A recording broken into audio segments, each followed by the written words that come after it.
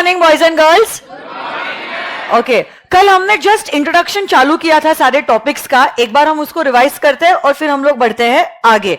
आप लोग मुझे बताओगे what do you mean by the word act? Act is equal to what? Section plus subsection plus clause. उसके बाद कोई भी एक्ट कैसे बनता है? सबसे पहले ड्राफ्ट कहां से बनता है? कंसर्न मिनिस्ट्री से। ये ड्राफ्ट किधर ले डाउन किया जाएगा? Both the houses of the parliament. वहां पे अगर पास हो गया फिर क्या होगा? It will go to the president. President ने एक बार कंसेंट दे दिया, ये ड्राफ्ट क्या बन जाएगा? बट आपको और मुझे एक्ट के बारे में कैसे पता चलेगा? Yes, through the notification in the official gazette. इतनी सारी बातें हमने कल की थी। एक छोटी सी बात रह गई है, वो मैं करा लेती हूं और फिर हम लोग कंपनीज एक्ट से शुरू कर लेंगे। सवाल ये उठता है, हम लोग क्या पढ़ रहे हैं? एक्ट पढ़ रहे हैं या लॉ पढ़ रहे हैं? हाँ, हमारे सब्जेक्ट का नाम क्या है? हाँ, हमारे सब्जेक्ट का नाम है business law. So what we are studying is not an act, it is law. देखो तो आपके मेन बुक के फ्रंट कवर पे देखो तो क्या लिखा है? हाँ, देखो यहाँ पे एक्ट नहीं लिखा है। आप देखोगे यहाँ पे सब्जेक्ट का नाम क्या है? ये इंपॉर्टेंट है, आप लोगों को पता होना चाहिए। बिजनेस लॉ या एक्ट लिखा है? एक्ट लिखा है या लॉ लिखा है? लॉ। तो अब आप लोगों को आप लोगों ने वॉल्यूम नंबर 1 भी नहीं लाई? कौन सी वॉल्यूम लाई आप लोगों ने? 1B ना? हाँ, तो हाँ 1B या 1A? हाँ, वेरी गुड, बहुत अच्छा, बहुत आगे जाओगे। सुनो मेरी बात, हम लोग जो कर रहे हैं that is business law. What is it? Business. So now the question arises, ma'am law क्या एक्ट क्या दोनों सेम तो है? The answer to this question is no, they are not the same. जब मैं लॉ की बात करती हूं, लॉ की मतलब हम लोग तो आप और मैं लॉ पढ़ने वाले हैं। Law is a broader concept और लॉ की इस दुनिया में one of the aspect is learning and understanding the acts. But act को पढ़ लिया मतलब कानून समझ लिया, ऐसा नहीं होता है। So superset is the word law. But law जब हम कहते हैं ना हम कानून पढ़ रहे हैं, कानून पढ़ रहे हैं यानी कि क्या? First thing that we are studying are the acts. तो इंडिया में बहुत सारी एक्ट्स है, जैसे कि आपके सिलेबस में ही आप लोगों को 6-7 एक्ट्स है, बट उसके अलावा भी बहुत सारी एक्ट्स इंडिया में है। तो एक्ट को हम देखते हैं। अब एक्ट आप लोग जानते हो, एक्ट मतलब क्या होता है? सेक्शन प्लस सबसेक्शन, आगे क्लॉज प्लस। बट सिर्फ एक्ट को पढ़ लिया ना बात नहीं बनती है। एक्ट के साथ साथ आप लोगों को पढ़ने पड़ते हैं उसके रूल्स। जैसे कि कंपनीज एक्ट में ही आप देखोगे, इसी हफ्ते में you will also learn about the rules. Companies act में है बहुत सारे रूल्स है जो आप पढ़ने वाले हो। जो हमारा 1956 का कंपनीज एक्ट था ना, कौन सा वाला? उसमें बहुत सारे सेक्शंस थे और रूल्स कम थे। बट जब 2013 का एक्ट आया उसमें ना सेक्शंस को कम कर दिया बट रूल्स को बढ़ाया गया। अब आप बोलोगे मैम ऐसा क्यों किया? गवर्नमेंट ने बहुत सोच समझ के ये कदम उठाया था। आपने कल ही देखा था एक्ट कैसे बनता है। ड्राफ्ट बनेगा, both the houses of the parliament, फिर प्रेसिडेंट, फिर कंसेंट मिलेगा और फिर एक्ट बनता है। अब देखो both the houses of the parliament मतलब रूलिंग पार्टी के साथ साथ क्या ऑपोजिशन वाली पार्टी भी है? तो मोदी जी एक कहे गए बट पप्पू मतलब हाँ वो कुछ और कहेंगे। मोदी जी कुछ एक कहेंगे तो कोई दूसरी वाली पार्टी कोई और कहेगी। तो ऑपोजिशन पार्टी का काम ही होता है ऑपोज करना। वो खुद भी आगे नहीं जाएंगे और जो आगे जा रहा है उसको भी वो पीछे खींचने की कोशिश करेंगे। तो आप खुद बताओ, अगर एक साइड पे सिर्फ रूलिंग पार्टी है जिसके पास अधिकार है लॉ बनाने का, एक ऑप्शन ए, और ऑप्शन बी कानून अगर बनाना है तो आपको रूलिंग पार्टी के साथ साथ ऑपोजिशन पार्टी का भी कंसेंट लेना पड़ेगा, ऑप्शन बी। अब आप बताओ दोनों में से कौन सा तरीका आसान है कानून बनाने का? ऑप्शन ए या ऑप्शन बी? डी? सिर्फ दो ही ऑप्शन है, none of the above, both of the above नहीं है। ऑप्शन ए या ऑप्शन बी? आपने सुना मैंने क्या बोला? कि अभी तक आप लोग कुछ अलग ही जोन में हो। ऑप्शन आप बोल रहे थे, मैं नहीं। ऑप्शन ए मैं कानून बनाना आसान है या ऑप्शन बी में कानून बनाना आसान है? ऑप्शन ए बहुत ऑब्वियस है, क्योंकि देखो अगर मेरी सत्ता है, मेरी सत्ता, मेरे रूल्स, मेरे हिसाब से आप लोग चलोगे। बट मैं कह रही हूं नहीं नहीं, इस क्लासरूम में ना रूल्स बनेंगे मेरे और आपके दोनों के कंसेंट के बाद, तो ऑब्वियस सी बात है मुश्किल तो होने वाला है। तो अब देखो रूल्स रूलिंग पार्टी बनाती है। रूल्स लॉ का हिस्सा है ना रूल्स। रूल्स कौन बनाता है? मतलब मोदी जी कानून बनाएंगे, कल रात को उनको नींद नहीं आई, आज सुबह नया रूल आ जाएगा और कोई उनको नहीं रोक सकता है। He is unstoppable. बट वही अगर एक्ट में कुछ अमेंडमेंट करना है, नया एक्ट लाना है, कुछ नई चीज ऐड करनी है एक्ट में, एग्जिस्टिंग चीज को हटाना है, सब्स्टिट्यूट करना है, तो मोदी जी ये काम अकेले नहीं कर सकते हैं। फिर उनको कल जो हमने देखा था एक्ट कैसे बनता है, वो parliament, both the houses, president, फिर एक्ट बनता है। तो देखो रूल्स को बनाना, रूल्स को चेंज करना is very easy as compare to act को बनाना या एक्ट को चेंज करना। और जमाना बहुत तेजी से बदल रहा है, बदलते जमाने के साथ कानून को भी जल्द से जल्द अपडेट करना was the need of the hour. कानून मतलब लॉ, और इसीलिए हमने कंपनीज एक्ट 2013 बनाते वक्त सेक्शंस को कम रखा है और रूल्स को बहुत ज्यादा बढ़ा दिया है। 658 से हम डायरेक्टली आ गए 470 पे। बट आप लोग टेंशन मत लो, आप लोगों को 470 सेक्शंस नहीं है सिलेबस में।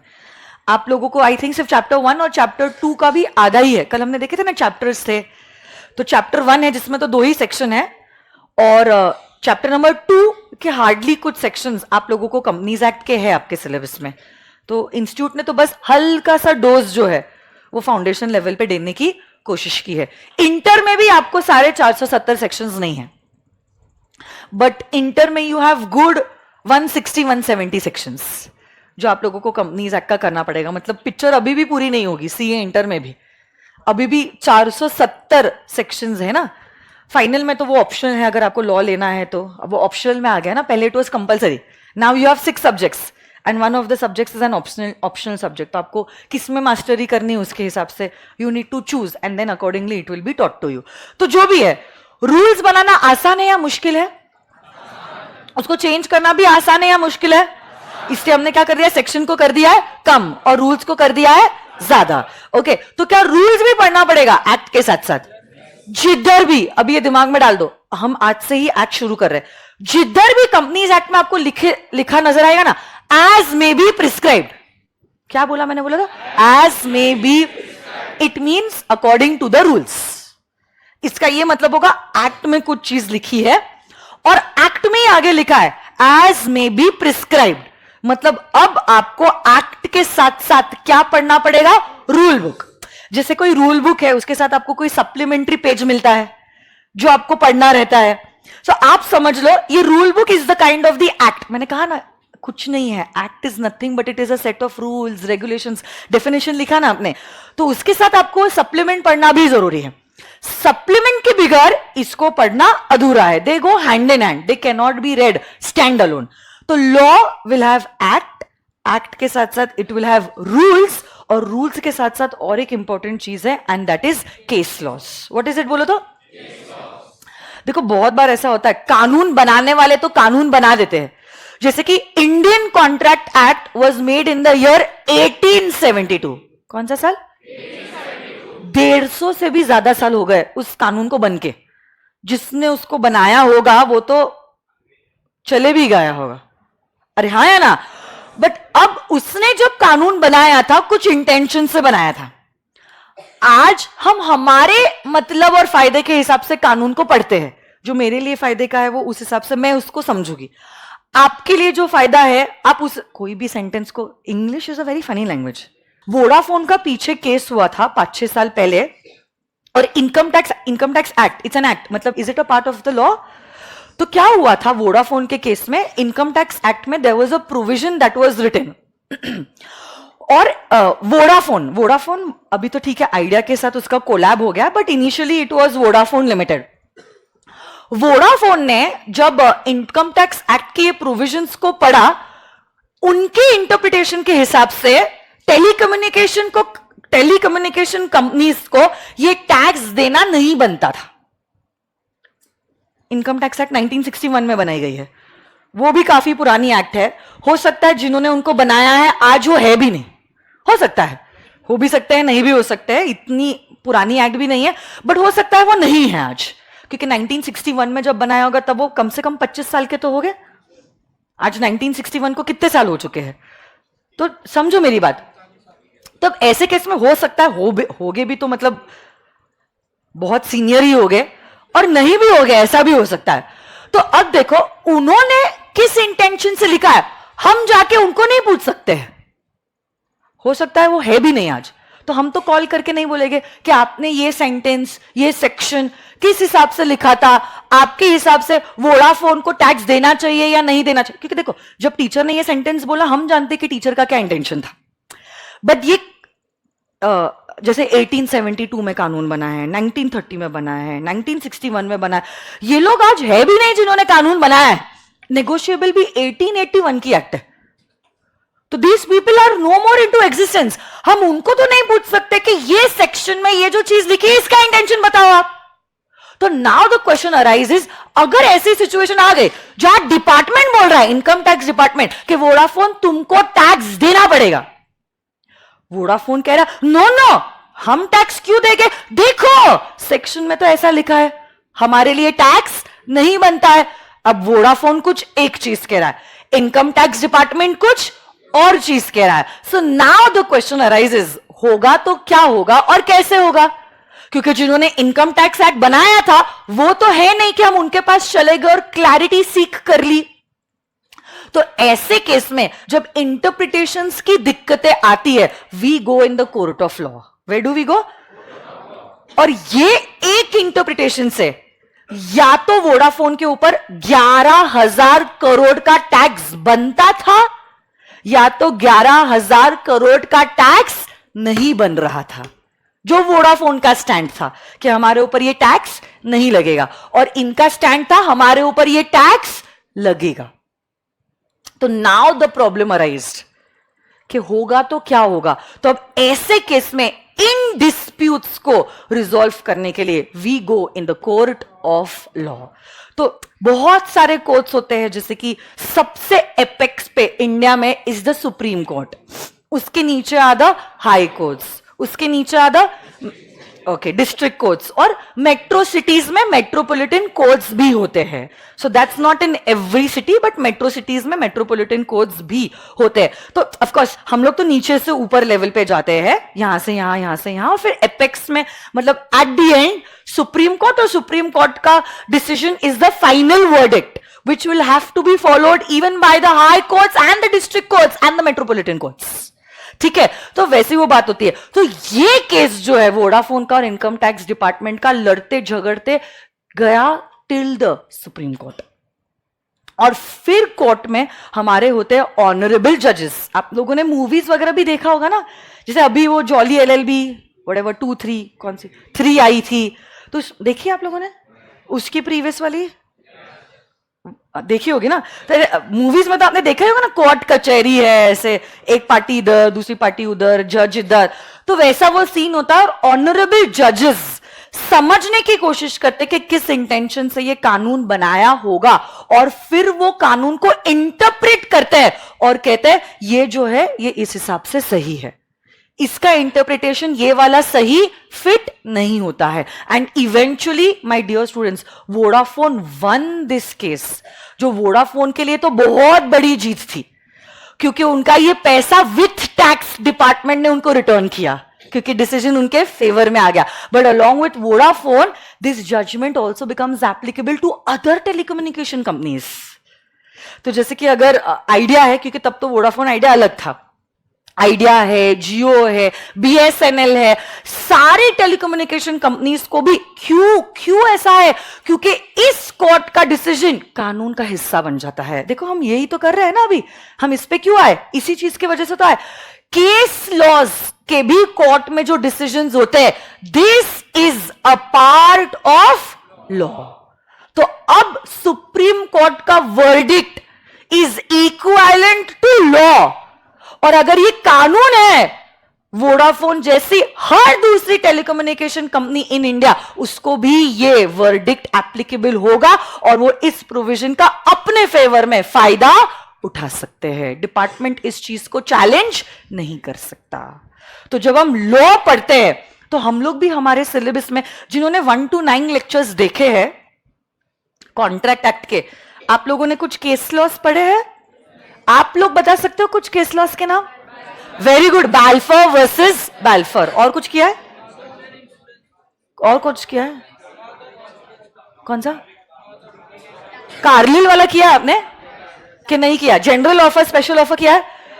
Carlill versus carbolic smoke ball किया है या नहीं किया है? आप लोगों, आपके चेहरे से समझ में नहीं आ रहा है मुझे आप लोगों ने किया है या नहीं किया है। बाल्फर वर्सेस बाल्फर किया है, Carlill versus carbolic smoke ball company, और कौन सा वाला किया है? लालमन शुक्ला वाला भी हुआ है। गौरी दत्त वर्सेस लाल, उसका नेफ्यू खो गया था, हुआ है क्या आप लोगों का? सिर्फ कुछ बच्चे बोल रहे हैं, बाकी के बच्चे कर लो आप लोग कंपनीज एक्ट खत्म होने के पहले। तो ये क्या है? ये क्या है? केस लॉज है। क्या है ये? All these are not a part of the act. Act का हिस्सा नहीं था। एक्ट में तो लिखा है जनरल ऑफर क्या है, स्पेशल ऑफर क्या है, और special offer can only be accepted by the person to whom the offer was made. General offer is an offer made to the public at large, anyone can accept it. वो कानून है। But जो Carlill का case देखा, लालमन शुक्ला और गौरी दत्त का case देखा, ये केसेस है। बट देखो आपकी बुक में सिर्फ एक्ट है या एक्ट के साथ साथ केस लॉज भी है? क्योंकि हम क्या पढ़ रहे हैं? एक्ट पढ़ रहे हैं या लॉ पढ़ रहे हैं? So what we are learning is law, और लॉ में आपको एक्ट के साथ साथ, रूल्स के साथ साथ केस लॉज भी पढ़ना पड़ेगा। हाँ या ना? इतना सा लिख लो, फिर हम लोग शुरू करते हैं कंपनीज एक्ट। कल जहां भी आपने लिखा है ना एक्ट, एक्ट क्या होता है, एक्ट कैसे बनता है, वहां पे सिर्फ लिख दो law is equal to what what what, law is equal to this plus this plus this.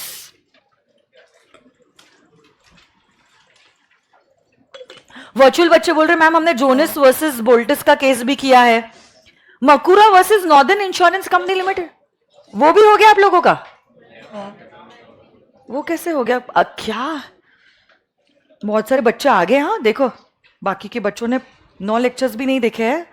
Believe me, बहुत सारे बच्चे कल फेस टू फेस भी आए, बोले कि मैम ये एक्ट हो गया, वो एक्ट हो गया, ये भी हो गया। अब देख लो, मैं कराऊंगी, मेरा कोई प्रॉब्लम नहीं है, but I am just telling you, you are competing with whom. देख लो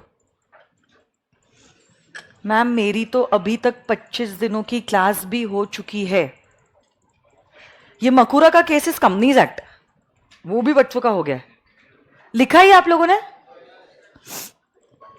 अपना हो जाएगा, आप टेंशन मत लो, बट मैं सिर्फ आप लोगों को बता रही हूं। लिखा आप लोगों ने? सबका लिख के हो चुका है? क्या लिखा है आपने? Law is equal to. चलो फिर शुरू करते, एक नए पेज पे आ जाते हो आप लोग। जिन्होंने कॉन्ट्रैक्ट एक्ट शुरू किया है वो लोग 20-25 पेजेस छोड़ दोगे? 25 भी नहीं, 30 पेजेस छोड़ दो आप लोग। कंपनी कॉन्ट्रैक्ट एक्ट को बहुत पेजेस लगेंगे। 30 पेजेस छोड़ दो। 30 मतलब 60 साइड्स हो जाएंगे। पेजेस और साइड्स का समझ में आता है ना डिफरेंस? 25 पेजेस मतलब 50 साइड्स छोड़ दो और फिर नए पेज पे आ जाओ। या तो जैसे स्कूल में हिस्ट्री, सिविक्स, ज्योग्राफी, इकोनॉमिक्स को ऐसे डिवाइड करते थे ना, ऐसे वो बना के, वैसा कुछ कर लो। फिर आप कुछ भी कर लो जुगाड़। अभी उतने तो आप इंटेलिजेंट हो, उतने छोटे बच्चे रहे नहीं आप। पूरी ठंडी हो गई थी यार, चाय दूसरी लेके आ, अच्छी गर्म लेके आ। आज आनंद सर की क्लास नहीं है, हाँ? तो हम लोग पढ़ेंगे, ब्रेक लेंगे, पढ़ेंगे, ब्रेक लेंगे, पढ़ेंगे, ब्रेक लेंगे, और पढ़ेंगे, और फिर लंच ब्रेक लेंगे।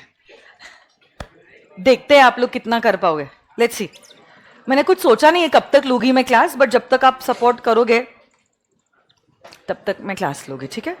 आपका लंच ब्रेक ऑफिशियली 1:30 होता है ना? बहुत टाइम है उसको।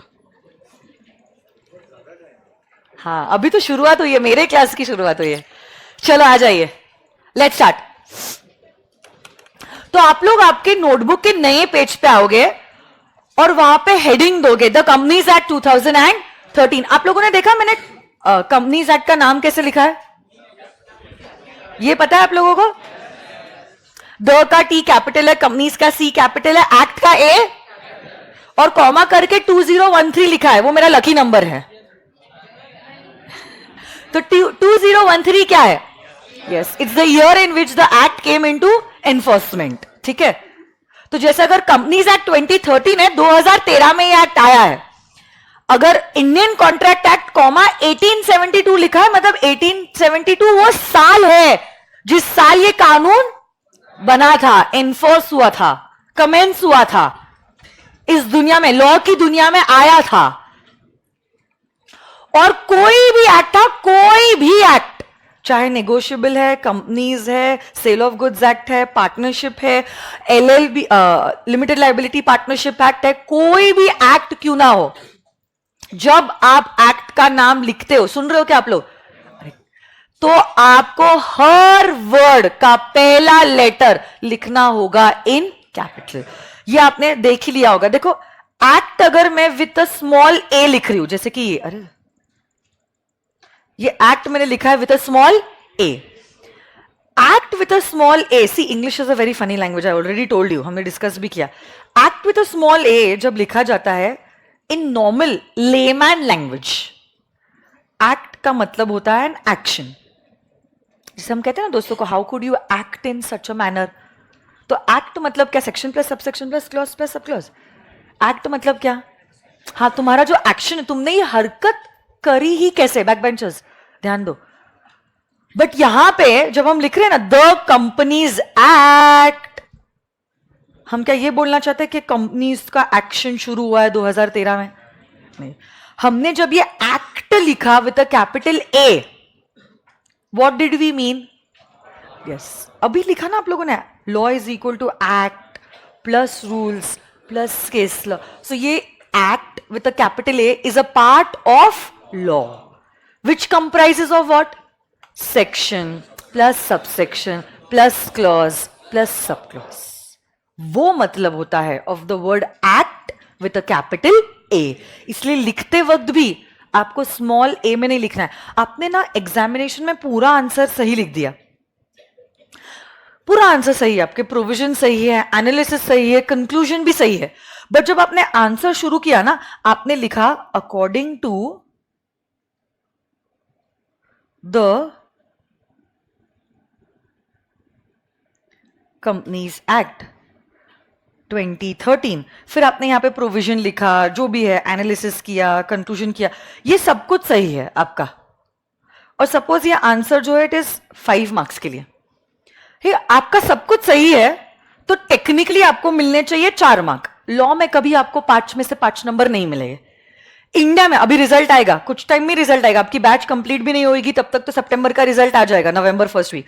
You will realise India level का जो टॉपर है, मैं AIR 1 की भी बात नहीं कर रही हूं, सब्जेक्ट टॉपर लॉ की बात कर रही हूं। हो सकता है इंडिया लेवल टॉपर जिसने AIR 1 पाया है ना, उसको हो सकता है लॉ में 70 मार्क्स ही मिले, हो सकता है उसके ओवरऑल चारों सब्जेक्ट में ज्यादा नंबर है ना, बट हो सकता है उसको लॉ में 70 नंबर। इसलिए मैं वो भी बात नहीं कर रही हूं, मैं बोल रही हूं इंडिया लेवल में 30,000 बच्चों ने, मतलब 1 लाख बच्चों ने CA फाउंडेशन दिया होगा, जिसमें से 30,000 बच्चे पास हो गए, 30 या 20,000 भी हो सकते हैं। आजकल तो इंस्टीट्यूट बड़ा स्ट्रिक्ट हो रहा है, हो सकता है 15,000 बच्चे भी पास हो, यू नेवर नो, क्योंकि हमने देखा है इन दिनों में CA फाइनल से भी कम रिजल्ट CA फाउंडेशन का है।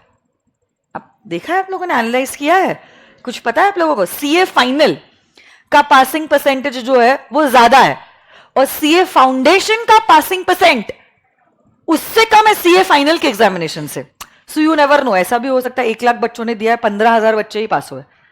उसमें मैं कह रही हूं जो पास हुए, सब्जेक्ट टॉपर की मैं बात कर रही हूं, सब्जेक्ट टॉपर, सब्जेक्ट टॉपर में ऑल ओवर इंडिया रैंक 1 2 3, उनके मार्क्स हो गए 85 86 84 83, ऐसे कुछ मार्क्स हो गए।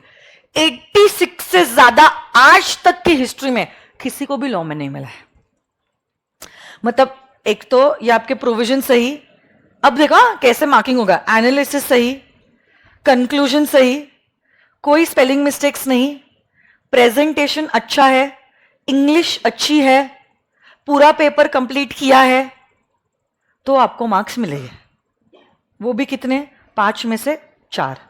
अब आप देख लो इंग्लिश कितनी अच्छी है, स्पेलिंग्स कितने अच्छे हैं, कितना अच्छा आप लिख पाओगे और आंसर कितना करेक्ट है, उसके हिसाब से आपको लॉ में मार्क्स मिलेंगे।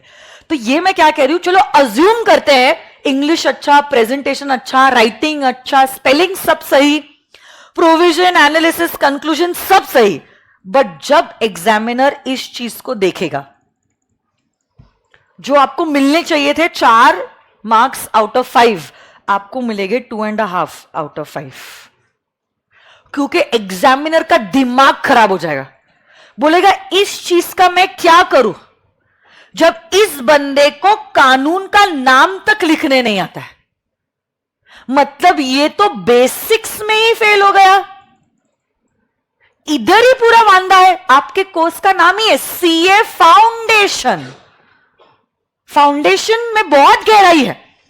कोई भी बिल्डिंग जब आप खड़ी करते हो, अचानक से ऐसा नहीं होता है पूरी बिल्डिंग खड़ी हो गई, सबसे पहले क्या बिल्ड होता है, the base, the foundation. JRD Tata ने भी कहा था, you can not build a dome of steel with pillars of straw. पता है आप लोगों को ये कोट उनका बहुत फेमस होता है, dome of steel, can it have pillars of straw, why no, weak, खोखली, खत्म हो जाएगा, वो टूट जाएगा वो। तो अगर आपको डोम ऑफ स्टीम खड़ा करना है, आपका फाउंडेशन भी उतना स्ट्रॉन्ग होना जरूरी है। एग्जामिनर बोलेगा इस बंदे को यह तक नहीं पता है कि कानून के नाम को कैसे प्रेजेंट करते हैं, उधर ही वो फेल हो गया। एबीसीडी नहीं आता है, मैं स्पेलिंग्स की क्या बात करूं, सेंटेंस फ्रेमिंग की क्या बात करूं, ग्रामर की क्या बात करूं, ख ख ग ग में ही कंफ्यूजन है, ट को चो को ट लिख दिया, तो क्या बताओ मुझे आगे क्या होने वाला है, बोलो मुझे, क्या आपका बेस वीक रहेगा या स्ट्रांग रहेगा, the building is gonna fall down, हाँ या ना। So that's exactly the thing. ये छोटी बात है, आप लोगों को लग रहा होगा कि मैम क्या टाइम पास है, it's not time pass, believe me, ये गोले गोले का पेपर है ही नहीं। Everything that you are writing down, उसमें अगर आपका पेपर साउथ इंडियन एग्जामिनर के पास आ गया तो बस, क्योंकि they are very meticulous, I can not say that they are shrewd, but they are very particular हर एक चीज के लिए। नॉर्थ इंडियन एग्जामिनर्स थोड़े चिल रहते हैं, ठीक है, but south Indian examiners, believe me, वो बहुत पर्टिकुलर और सारी चीजें उनको परफेक्ट चाहिए होती है। उसमें तो आपका अच्छा कर्म ही काम में आने वाला है। मैंने कितना अच्छा पढ़ा लिया, आपने कितना अच्छा पढ़ लिया, उसका इस चीज से कोई लेना देना नहीं है। अगर आपने किसी को चोट पहुंचाई है, the karma is gonna rebound back to you, ऐसा होता है seriously. 99% is your hard work, but eventually अगर आपका दोस्त भी है जिसने 99% भी हार्ड वर्क दिया है, बट इसका पेपर नॉर्थ इंडिया में जाता है और आपका पेपर साउथ इंडिया में जाता है, इसके मार्क्स आपसे, अगर ये आप हो, आपके मार्क्स इस बंदे से कई गुना कम हो गए। So that is मियर luck. तो अच्छा करो, भला सोचो, सबको क्षमा करो, ठीक है और वैसे भाव रखो, और ये एक्चुअली वर्क करता है।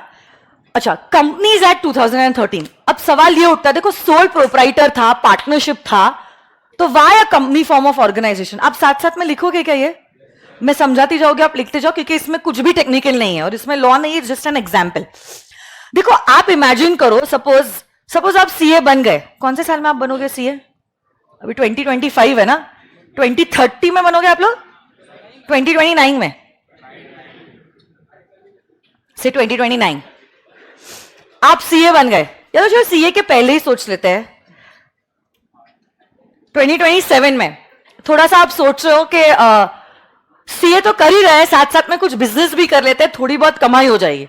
आप लोगों ने देखा कि मोबाइल का बहुत स्वैग है, छोटे छोटे बच्चे के हाथ में आजकल मोबाइल रहता है, so why not to open a retail shop of mobiles. ऐसे करके आपने क्या किया, घर में कुछ पैसे जमा थे आपके, बचपन से लेकर बड़े होने तक, बर्थडे पे, दिवाली पे, बाकी कोई ओकेजन पे, जो पैसा आपको मिला है, आपने इन्वेस्ट किया, उस पर और रिटर्न मिला। मम्मी के पास है क्या, खर्च हो गए सारे, वेस्ट है, मम्मी के पास है और कोई उम्मीद नहीं है कि मिलेगा भी हमें, मेरे को तो आज तक नहीं मिला। Good, that's a good strategy, I believe, खर्च कर देना चाहिए तो टेंशन ही नहीं है। क्योंकि जितने लोगों ने मम्मी को वो पैसा दिया, मम्मी से तो आज तक नहीं आया वापस। और अब क्या बोलेंगे मम्मी को? मेरी बेटी भी वैसी है, आया ना उसी महीने में खर्च देगी। She knows how to play smart. So हमारा जनरेशन दोनों जगह पे पिस रहा है, ऊपर से भी। ठीक है। हाँ ना, मेरी माँ ने मुझे कितने चांटे मारे होगे, कितने बेलन झाड़ू मारे होगे, मैं सोच भी नहीं सकती मेरी बेटी पे मैं हाथ उठाऊं। She tell me I will call the cops, don't touch me, you can not hit me. वो 10 चीजें मुझे सुनाई। How can you shout your students, you crazy word, don't do that. वो ज्ञान आके दे के जाएगी वो क्लास में, मुझे, तुम लोगों को नहीं, मुझे। वैसी टाइप की वो। हाँ ठीक है, सुनो मेरी बात। तो से फॉर एग्जाम्पल 2027 में से आप लोगों ने एक रिटेल शॉप इधर ही खोला, से ये इधर तिलक रोड है बाजू में, वहां पे बहुत सारी लैपटॉप्स और मोबाइल की दुकानें हैं। तो आप लोगों ने भी क्या किया, एक शॉप को रेंट पे लिया, जो भी आपके पास घर में पैसे थे, रेंट पे दुकान ले ली, स्टाफ वाफ ले लिया, फर्नीचर वर्नीचर बना लिया आप लोगों ने, और ये सारी कंपनी से, सैमसंग जो भी है, आईफोन, सबसे बात की, और आप लोगों ने मोबाइल की एक रिटेल शॉप खोली। आपने, मतलब आपने, दिस इज यू। 2027 की ये बात है और मस्त ये दुकान चालू है, 5 लाख रुपए इंट्रोड्यूस करके आपने ये दुकान खोली। फिर अभी आपके साथ आपके कुछ दोस्त भी थे जो कुछ नहीं यही सीए कर रहे थे, बट उन्होंने देखा कि दुकान तो आपकी बढ़िया चल रही है, आपकी लाइफ तो सेट है, और अब सीए भी आप बन गए, सीए के एज अ सीए जो आप कमाओगे वो कमाओगे, और ये तो आपने पैसिव इनकम चालू कर दी कि आप चाहे काम करो नहीं करो, ये दुकान तो चल रही है, सेट ही है, और पैसा उससे बढ़ते जा रहा है। So even these people got interested. अब आपके पास थोड़ा बहुत एक्सपीरियंस और एक्सपर्टीज तो आ ही गया था, तो अब इन दोस्तों ने बोला कि अरे तूने तो एक ही शॉप खोला है पुणे में, बट इसी ब्रांड में why not to open more 2 shops. हम भी 5-5 लाख कंट्रीब्यूट करेंगे, हम सब ओनर्स बन जाते हैं, और एक दुकान तू संभाल ले जो तिलक रोड पे है, एक तो थी तिलक रोड पे, दूसरा फिर से हड़पसर में खोल दी, और एक कहां पे, बालेवाड़ी। अच्छा ठीक है, विमान नगर। एसपीसी का क्या संबंध है बेटा?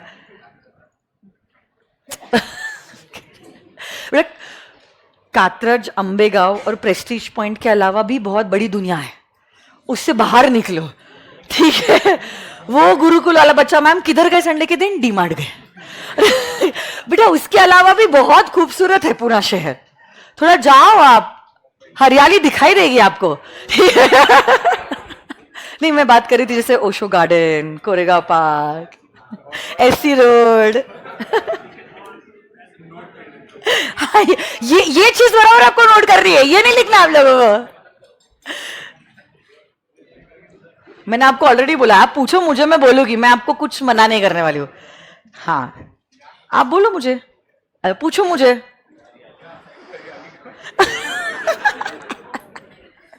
इतना डायरेक्टली भी नहीं पूछ सकते, आप पूछ सकते हो मैम खास दोस्त को लेके जाना है, बर्थडे है, किधर लेके जाए, I will tell you no, don't worry. ठीक है, वर्चुअल किड्स आ जाइए। आप लोगों ने लिखा क्या? प्रिया संभालो अपने आप को।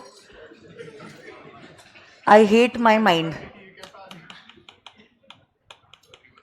मैम आप हमें भी बुला दो तो हम भी देख लेंगे हरियाली। यही काम है बेटा, अभी यही काम है अभी। हाँ एग्जैक्टली, अभी ये छोड़ देती हूँ, मैं यही काम करती हूँ बेटा, आप लोगों को बुलाती हूँ, फिर लेके जाती हूँ, एक दिन केपी, एक दिन कैंप, एक दिन एफसी रोड, एक दिन इधर उधर सब जगह, है ना। अपन सब यही काम करते, बनाते bucket list to do things in Pune, है ना।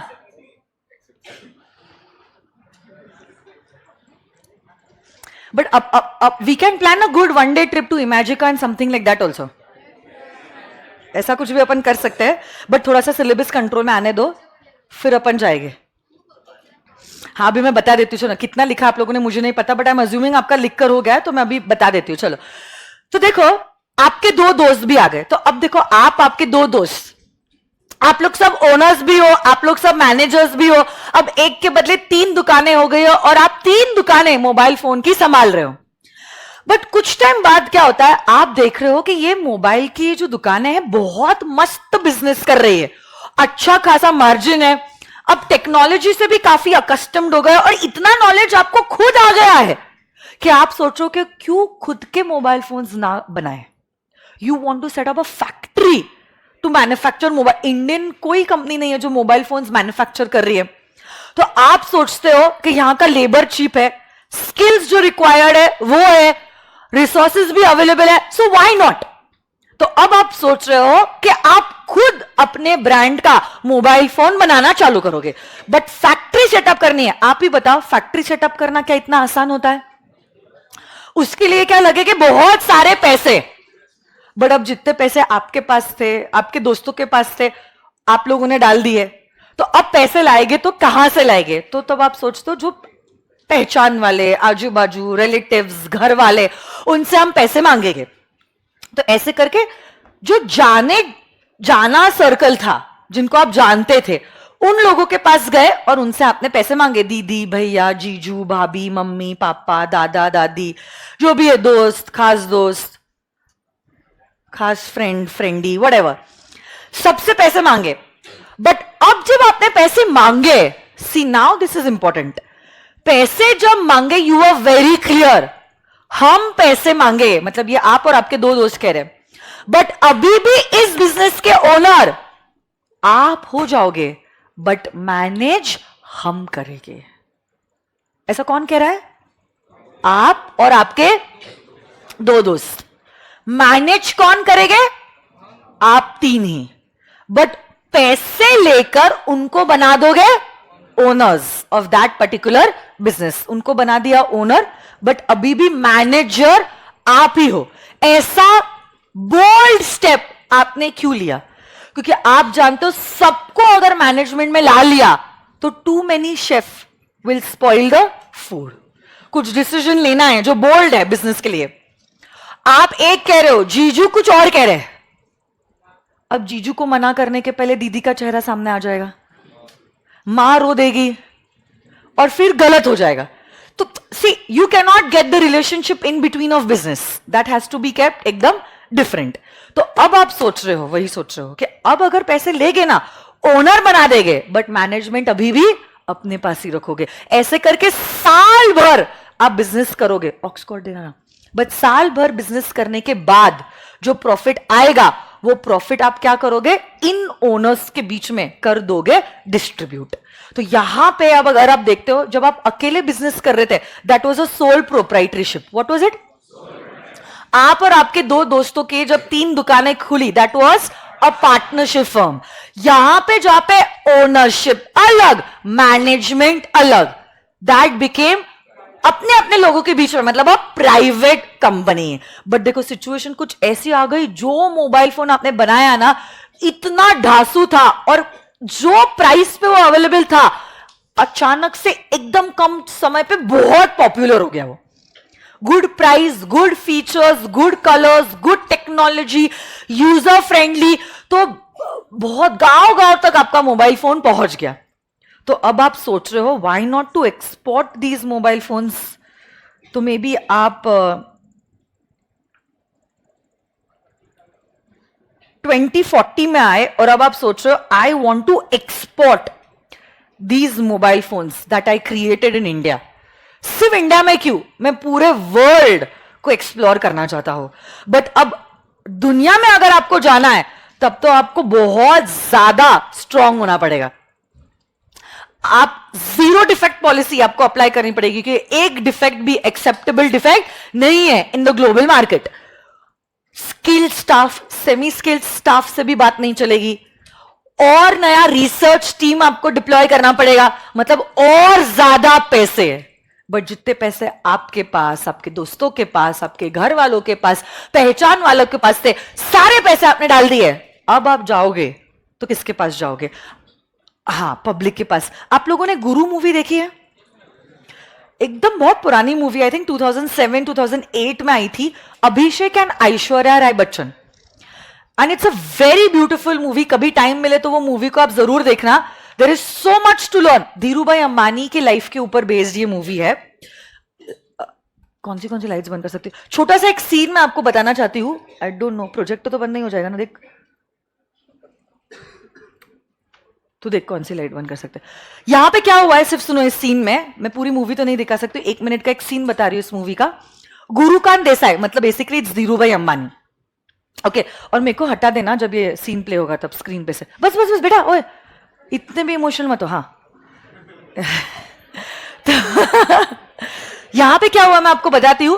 गुरुकांत देसाई के कुछ सपने थे. He wanted to set up a factory. सुन लो ना. He wanted to set up a factory to manufacture polyester. Polyester is a kind of a fabric. केला सिल्क उसको हिंदी में बोलते हैं. ठीक है, बट उसके पास पैसे नहीं थे. सपने बड़े थे, एम्बिशन भी बड़ा था और मेहनत भी करने का जुनून था, बट पैसे नहीं थे. फैक्ट्री सेटअप करना मतलब land, plant and machinery, staff, too much of money. तो पैसे लाए तो कैसे लाए? तब वो कहता है मैं जनता के पास जाऊंगा. वो कहते हैं धीरूभाई अंबानी कि मैं जनता के पास जाऊंगा. मैं जनता को बोलूंगा 10 रुपए दो, इस कंपनी के मालिक बन जाओ. 10 रुपए दो, इस कंपनी के मालिक बन जाओ. 10 रुपए दो, इस कंपनी के मालिक बन जाओ. ऐसे करके धीरे धीरे करके थोड़े थोड़े थोड़े थोड़े थोड़े थोड़े 10 रुपए ऐसे करोड़ों लोगों से ले गए. तो मेरे पास कितना पूल आ जाएगा मनी का, समझ रहे हैं आपको? और उनको मैं मालिक बनाऊंगा, मैनेजमेंट अभी भी मेरे पास रखूंगा और इससे मैं क्या करूंगा? मेरे सपनों को पूरा करूंगा. मैं भी आगे बढ़ूंगा, कंपनी भी आगे बढ़ेगी और कंपनी आगे बढ़ेगी तो ये लोगों का पैसा भी बढ़ेगा. That's the concept of a company form of organisation. ये सीन देखो. अभी तो उनकी फैक्ट्री जो है वो एक ही है, but now he wants to expand. He wants to set up one more factory, जिसके लिए उनको और पैसे चाहिए और एग्जिस्टिंग फंड्स इतने सफिशिएंट नहीं है. तब वो क्या बोलते हैं, एक वो आपको पता है ट्रायल बैलेंस वगैरह पता है ना आपको क्या होता है? हाँ, तो वो अकाउंट्स के तो आपने कहा आप एक्सपर्ट हो, तो उसमें वो बंदा बोल रहा है मैंने ट्रायल बैलेंस निकाला. कंपनी मतलब अपनी ऑर्गेनाइजेशन का जो प्रॉफिट है वो पिछले ट्रायल बैलेंस के कंपैरिजन में लास्ट 6 मंथ्स का इज 300 गुना ज्यादा, मतलब 3 times of what we made last year इसी पीरियड में. ऐसा. तो आप सुनो जरा, मैंने बैकग्राउंड दिया है क्योंकि जिन्होंने मूवी नहीं देखी है then they will just get the linking of what I want to say. So there is this party that he has thrown in the house.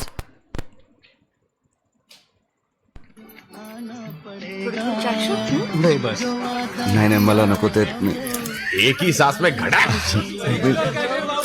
ये ऐसे पार्टी चल रही है लोगों की. अरे नहीं पिएगा, बीवी डांटेगी इसकी.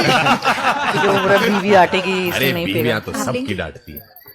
थोड़ा पी लो, कम सुनाई देगा. हाँ, देर के लिए माफी चाहता हूँ. अरे छोड़ो ना यार. का भी कुछ ऐसा था. मैंने ट्रायल बैलेंस निकाला, पिछले 6 महीने का ट्रायल मुनाफा बैलेंस निकाला. 3 गुना हो गया है. 300%. और केला सिल्क का भाव छप्पर फाड़ कर गया. केला सिल्क मतलब पॉलिस्टर. लेकिन खुश होने की कोई जरूरत नहीं है, क्योंकि अगर आज तक शक्ति परिवार ने 18 घंटे काम किया है, आज के बाद हम 25 घंटे काम करेंगे. पूछो क्यों? क्यों पूछो? हाँ, क्योंकि आज के बाद शक्ति परिवार से ट्रेडिंग नहीं करेगी. केला सिल्क बनाएंगे हम. फैक्ट्री खोलने जा रहे हैं हम. तो पहले वो ट्रेडिंग करते थे मतलब किसी से खरीद के किसी और को बेचना. But now they want to set up a factory. Factory setup करने के लिए पैसे लगेंगे. तो अब देखो, अब वो सीन आया जो आपके सिलेबस के लिए रेलेवेंट है. अंग्रेजी मशीन से अंग्रेजी नाम का केला सिल्क निकालेंगे. पॉलिएस्टर. गुरु गाड़ी खरीद ली, इसका मतलब ये नहीं तू फैक्ट्री बनाने के सपने देख ले. धत सर, जब तक सपने नहीं देखेगा तो इधर गांव में जड़ा रहेगा तू. और जमीन भी देख ली है जिग्नेश भाई, आपके गांव के बिल्कुल पास. 25 एकड़. संभल के चल, संभल के, इतनी जल्दी मत कर. अरे चलना कौन चाहता है, मैं तो दौड़ना चाहता हूँ और तुझे गोद में लेके दौड़ रहा हूँ. हिलना मत, गिर जाएगा. पैसे कहाँ से आएंगे? अभी सुनो, पैसे कहां से लाएंगे? हाँ, कॉन्ट्रैक्टर है क्या तू? बैंक वाले तुझे पैसा दे देंगे? अरे कॉन्ट्रैक्टर को मारो गोली और बैंक की ऐसी की तैसी. हम जनता के पास जाएंगे सुनो, और फैक्ट्री खोलेंगे. 10 रुपए दो और फैक्ट्री के मालिक बन जाओ. Public issue. फैक्ट्री कमाएगी ना तो हम भी कमाएंगे. पब्लिक इश्यू की परमिशन 1 महीने में आ जाएगी. ये हुई ना बात. इसी पे एक और हो जाए. तो समझ में आया आपको? वापस से क्या? कुछ भी नहीं समझा आप लोगों को? आप लोग बाद में देख लेना आराम से ये movie. It's a very good movie और बहुत मोटिवेशनल, मतलब it's a motivating movie, it's a good movie. तो सुनो मेरी बात, यही हम कह रहे थे कि ये चीज पॉसिबल है in a company form of organisation, जहां पे आप क्या कर सकते हो, आप जा सकते हो पब्लिक के पास, जिसको उसने वर्ड इस्तेमाल किया था पब्लिक इशू. इशू एक्चुअली उसने कहा था इशू, गांव से आया है ना वो, इसे पब्लिक इशू. ठीक है, भावनाओं को समझो. पब्लिक इशू, ठीक है. जहां पे क्या होगा, हम जनता के पास जाएंगे और जनता को कहेंगे 10 रुपए दो और कंपनी के मालिक बन जाओ, 10 रुपए दो और कंपनी के मालिक बन जाओ. ऐसे करके थोड़े थोड़े थोड़े थोड़े पैसे बहुत सारे लोग देंगे और उसी पैसों से हम बिजनेस करेंगे, हम बिजनेस करेंगे, हम बिजनेस करेंगे. मतलब अभी भी मैनेजमेंट का अधिकार आपने अपने और अपने दोस्तों के पास ही रखा हुआ है. Okay, that's the beauty of a company form of organisation, जहां पे ownership is separated from the management.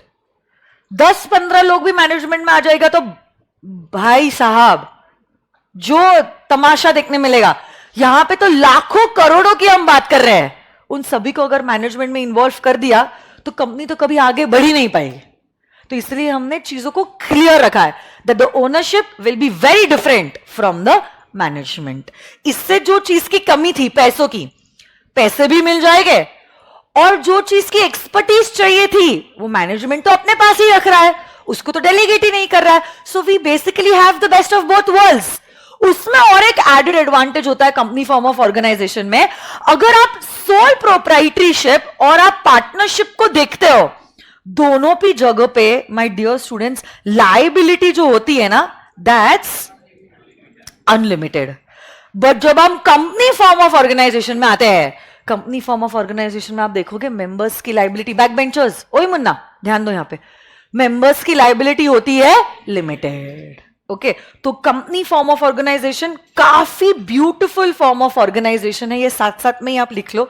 ये एग्जामिनेशन पॉइंट रेलिवेंट नहीं है, बट क्योंकि हम बेसिक से जाते हैं, मैंने आपको कल ही कहा था, हम लोग राइट फ्रॉम द बिगिनिंग जाएंगे. कानून में क्या लिखा है सब फैकल्टीज पढ़ाते हैं इंडिया में, 300 अकेडमीज है इंडिया में.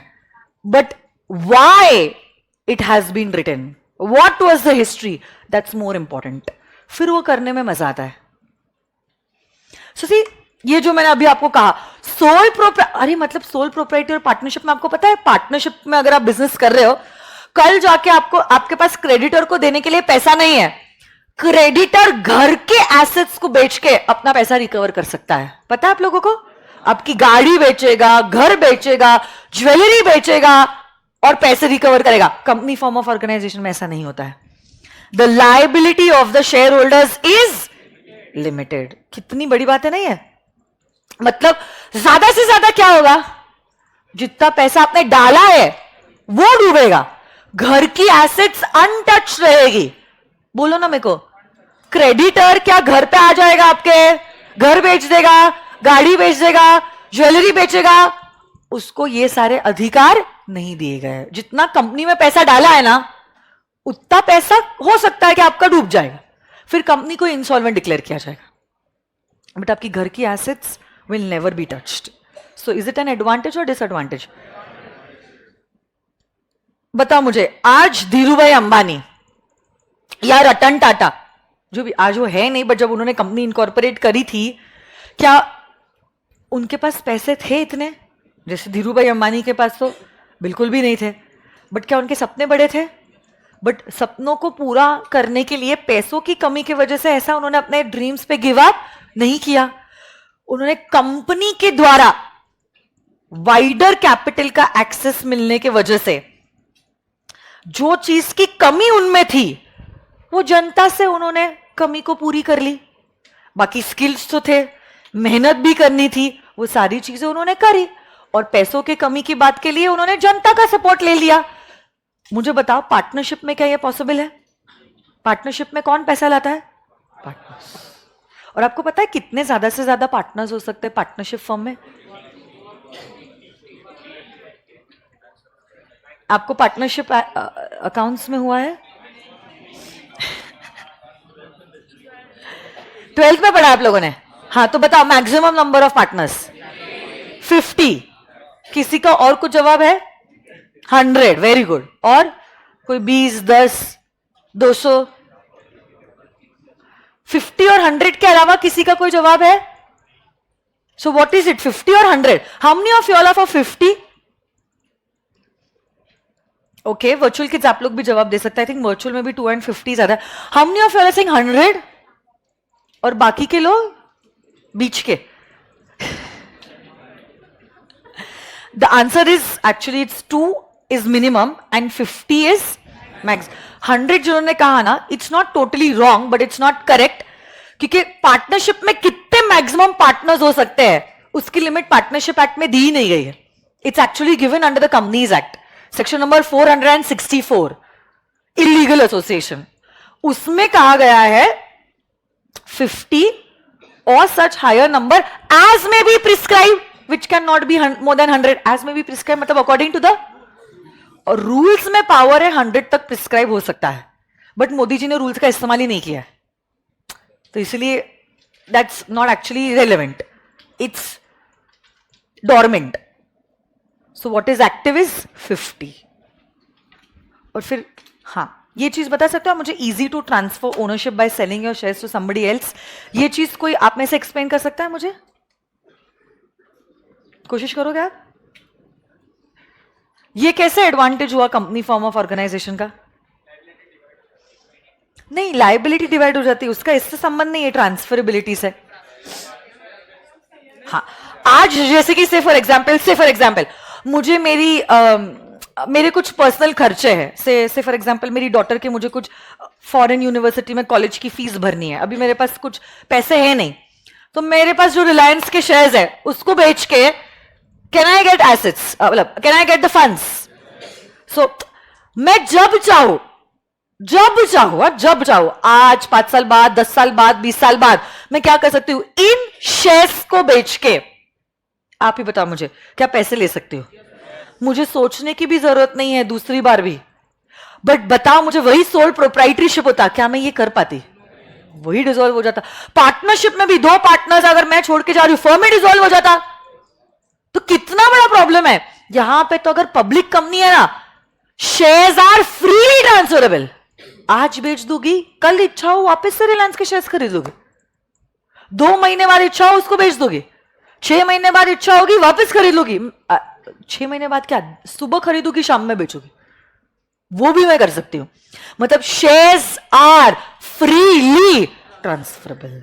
आजकल तो सब कुछ, स्पेशली पब्लिक कंपनीज का, तो डीमटेरियलाइज्ड फॉर्मेट में शेयर्स अवेलेबल है. तो आपका एक डीमैट अकाउंट होता है, जैसे कि आपका जो जीपे है, आपको जीपे में दिख रहा है आपके अकाउंट में 50,000 रुपए है, कितनी इजीली आप पैसे दे सकते हो, किसी से ले सकते हो. आपको फिजिकल 50,000 आपके जेब में कैरी करके लेके जाने की जरूरत नहीं है. वैसे शेयर्स का हो गया, पहले तो भी फिजिकल शेयर्स हुआ करते थे, अब सब कुछ सिस्टम बेस्ड है, जिसकी वजह से कितना आसान हो गया शेयर्स को बेचना. अभी बेचा, अगले सेकंड पे आपके अकाउंट में नजर आएगा कि आपके अकाउंट में वो शेयर्स क्रेडिट हो गए. आज खरीदा, अगले पल पे मेरे अकाउंट में नजर आएगा कि मैंने ये शेयर्स खरीद लिए. So it's very easy to transfer the shares, purchase the shares, which is an advantage, which is not the case in a sole proprietorship or a partnership firm. तो इस वजह से we understood कि company form of organisation की need India में है.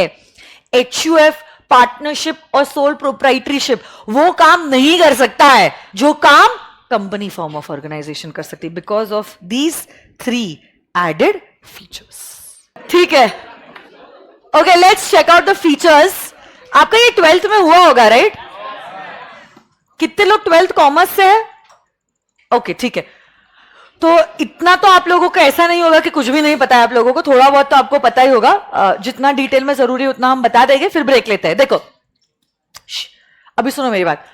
Company जो है, कंपनी, और ये आपका आज का होमवर्क भी होने वाला है, ये तो मैं सिर्फ इंट्रोडक्शन कर रही हूं और एक्सप्लेनेशन दे रही हूं. घर पे जाके आपको इसकी समरी लिखनी है. मैं बताऊं क्या? No pitch, what pitch, no pitch लिखनी पड़ेगी आप लोगों को. कितने बच्चों को पास होना है जनवरी 26? कितने बच्चे होमवर्क कंप्लीट करेंगे? हाँ, वेरी गुड. तो जो आप चाहते हो ना और जो आप कर रहे हो ना, दोनों में सिंक होना चाहिए. मैम मेरे को पास होना है बट मैं लेक्चर्स बंक करूंगा, हाँ मैम मेरे को पास होना है बट मैं होमवर्क नहीं करूंगा, हाँ मैम मेरे को पास होना है बट मैं टेस्ट नहीं दूंगा, मैम मैम मैं पास हो जाऊंगा ना, हाँ बेटा पास हो जाओगे बट कौन से अटेम्प्ट में होगे पता नहीं। ठीक है, आ जाइए।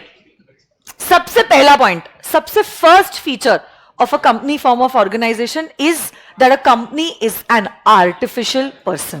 देखो जब आपकी और मेरी बात आती है, आप और मैं नेचुरल पर्सन है, but company is not a natural person because it is created by a process under law.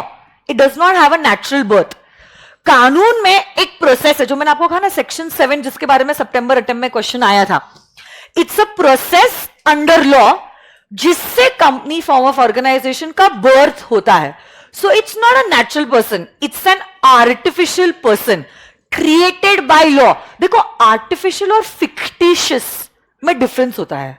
Fictitious मतलब काल्पनिक, जैसे कि Spiderman, Shaktimaan, Doraemon, all these are fictitious. Fictitious मतलब what?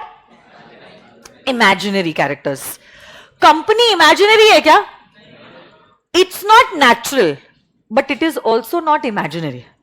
It is an artificial person. जैसे कि a real गुलाब का फूल as compared to, बेटा ओए मुन्नी बाद में देखो ये सब split ends, ठीक है. But you also see बहुत बार आजकल डेकोरेशन में, जैसे कि गणपति के मंडप पे भी सारे, आजकल नवरात्रि के भी सारे जो डेकोरेशन के पेंडोल्स है वहां पे आर्टिफिशियल फ्लावर्स होते हैं. So it's not imaginary, it is there, but उसका क्रिएशन नेचुरल नहीं था. It was created by a man made process, इसलिए उसको कहा जाता है एज एन आर्टिफिशियल फ्लावर. वैसे ही कंपनी फॉर्म ऑफ ऑर्गेनाइजेशन का बेटा, it's not fictitious, it's not imaginary. It exists, even exists in the eyes of law. But the thing is, it's created by a process under law. And thus, we cannot call it a natural person. And we call it as an artificial person. So, it's an artificial person. अगर ये person है ना, in the eyes of law, it can buy assets in its own name. It can incur liabilities in its own name. It can sue करना मतलब case file करना. Anyone who wants to go to the washroom is free to go to the washroom. And it can be sued. मतलब कोई तीसरा व्यक्ति भी company के against case file कर सकता है. So it's an artificial person. Company कैसी है? नेचुरल है, फिक्टिशियस है या आर्टिफिशियल है? Because it's created by a process under law. And does it exist in the eyes of law? Can it buy assets in its own name? Yes. It can incur liabilities in its own name. It can sue and be sued in its own name. बस आपके और मेरे जैसा ही है, सारी चीजें same है, सिर्फ आप नेचुरल पर्सन और कंपनी कैसा है? आर्टिफिशियल पर्सन है. उसके अलावा जो सारे काम एज अ लीगल पर्सन आप कर सकते हो, वो सारे काम as a legal person company भी कर सकता है. तो कानून की दुनिया में आप जैसे व्यक्ति हो वैसे कंपनी भी एक व्यक्ति है, सिर्फ उसका एग्जिस्टेंस कैसा है? आर्टिफिशियल. नेक्स्ट, कंपनी का एग्जिस्टेंस होता है परपेचुअल. उसको लीगली कहते हैं परपेचुअल सक्सेशन. क्या कहते हैं बोलो ना? परपेचुअल का मतलब होता है कंटिन्यूअस. सक्सेशन का मतलब होता है एग्जिस्टेंस. परपेचुअल का क्या मतलब होता है? और सक्सेशन का मतलब कंपनी फॉर्म ऑफ ऑर्गेनाइजेशन में मेंबर्स आएंगे, मेंबर्स जाएंगे, बट कंपनी जैसी है वैसी की वैसी रहेगी. जन्मों जन्मों तक, युगों युगों तक कंपनी का एग्जिस्टेंस चलता ही रहता है. इनफैक्ट एकदम एक्सट्रीमली सोच लो कि 5 मेंबर है कंपनी में, 5 प्राइवेट कंपनी है और इस प्राइवेट कंपनी में 5 मेंबर्स है. से इतना अच्छा मौसम है, इतना सुहाना मौसम है, उन लोगों ने अपनी गाड़ी निकाली और वीकेंड पे चले गए महाबलेश्वर. पुणे से महाबलेश्वर जाते जाते unfortunately the car met with an accident and सारे लोग शांत हो गए. क्या कंपनी को भी डिसॉल्व करना पड़ेगा? बट 5 के 5 मेंबर मतलब ओनर्स, उनकी डेथ हो गई, मतलब कंपनी की भी डेथ हो गई, क्यों नहीं? हाँ, एक तो ऐसी बात होती है कि company separate from the members, और प्लस ये वाला पॉइंट जो मैं सिखा रही हूं, कंपनी हैज व्हाट, बोलो ना, फीचर परपेचुअल। मैंने आपको बोला है मेरे सेशंस मोनोटोनस नहीं होंगे, मैं पूछूंगी आपको जवाब देना पड़ेगा। कंपनी का कैसा एग्जिस्टेंस होता है? हाँ, कंपनी का होता है परपेचुअल सक्सेस। मेंबर्स, सारे मेंबर्स की डेथ क्यों ना हो गई हो, मेंबर्स, जैसे पापा की डेथ हो गई तो बेटा अभी ओनर बन जाएगा, तो ऐसा नहीं हो गया that the company has gone without members. और वैसे भी कंपनी का एग्जिस्टेंस अपने मेंबर्स से अलग होता है, तो उनकी डेथ से कंपनी की डेथ नहीं होती है। ओके, उनका अस्तित्व अलग और कंपनी का अपना खुद का अस्तित्व होता है। कानून ने जैसे कंपनी को बनाया है ना, सिर्फ और सिर्फ कानून उसको मिटा सकता है। मेंबर्स के आने जाने से, डायरेक्टर्स के आने जाने से कंपनी के एग्जिस्टेंस में कोई भी इंपैक्ट। आप ही बताओ मुझे, Reliance industries limited was created in the year way long back 1958 में by धीरूभाई अंबानी। आज क्या धीरूभाई अंबानी है, बट क्या रिलायंस इंडस्ट्रीज लिमिटेड है? थोड़े टाइम पहले ही रतन टाटा जी की डेथ हुई। बता मुझे, रतन टाटा आज है, बट क्या अभी भी टाटा मोटर्स है, टीसीएस है, टाटा ग्रुप की सारी कंपनीज है। मेंबर्स आएंगे, मेंबर्स जाएंगे, डायरेक्टर्स आएंगे, डायरेक्टर्स जाए। और एक है ये राकेश झुनझुनवाला को आप जानते हो? He was also a chartered accountant, आज तो वो है नहीं। उन्होंने Akasa Air is one of the airline companies में, he is one of the founder members, also was a director. आज वो है राकेश झुनझुनवाला, बट क्या कंपनी है, क्या एयरलाइन है, क्या चल रही है? उनके रहने से क्या कंपनी को कुछ इंपैक्ट पड़ा? मतलब कंपनी का सक्सेशन कैसा है? उसको अगर मिटाना है, कानून के प्रोसेस के द्वारा ही वो मिटाया जा सकता है। उससे मेंबर्स और डायरेक्टर्स के लाइफ और डेथ से कोई भी लेना देना। जैसे इंफोसिस के फाउंडर मेंबर कौन थे? नारायण मूर्ति। आज ना Narayan Murthy is not the director of Infosys, he might be holding the shares, he give the shares to his daughter and all the other family members, but initially he was a director, co-founder member also. आज वो director नहीं है। इससे क्या company बंद हो गई कि क्या कंपनी अभी भी है? कल जाके वो अपने शेयर्स भी बेच देगी किसी और को, तो इसका क्या मतलब हो जाएगा? इन्फोसिस बंद हो जाएगी? इन्फोसिस क्या अभी भी रहेगी? ये किस फीचर के वजह से समझ में आया है?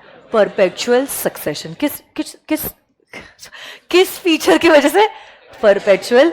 तो मेंबर्स आएंगे, मेंबर्स, डायरेक्टर्स आएंगे, बट कंपनी जैसी है जन्मों जन्मों तक कंपनी का एग्जिस्टेंस चलता ही रहेगा। फिर नेक्स्ट इज कॉमन सील। देखो, कॉन्ट्रैक्ट एक्ट के कुछ बेसिक लेक्चर्स आपके हुए। Every person has a right to enter into contracts, whether natural person और even an, you still have the right to enter into contracts. अब ऐसे case में मुझे बताओ, कंपनी क्या आर्टिफिशियल पर्सन है? पर्सन है, तो क्या कॉन्ट्रैक्ट एक्ट ने उसको अलाउ किया है कॉन्ट्रैक्ट एंटर करने के लिए? अगर कॉन्ट्रैक्ट एक्ट ने उसको कॉन्ट्रैक्ट एंटर करने के लिए अलाउ किया है, मतलब कंपनी अपने नाम पे कॉन्ट्रैक्ट एंटर, बट कंपनी तो नेचुरल पर्सन नहीं है, कैसे कॉन्ट्रैक्ट को साइन करेगी? आपको अगर कोई कॉन्ट्रैक्ट एंटर करना है, आप तो कॉन्ट्रैक्ट को साइन कर दोगे, जिससे ये समझ में आएगा कि आपने आपका कंसेंट दिया है। बट बता मुझे, क्या कंपनी साइन कर सकती है? तो फिर कैसे करेगा? हाँ, तो देखो, कंपनीज के लिए ना देयर इज दिस फीचर, ये क्या है? हाँ, इसको कहते हैं हम कॉमन सील। क्या कहते हैं बोलो तो?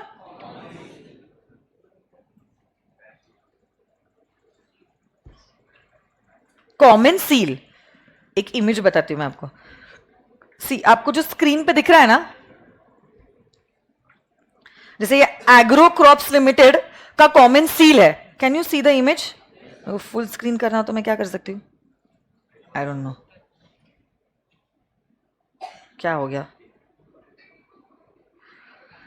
जो भी है ठीक है, पता नहीं।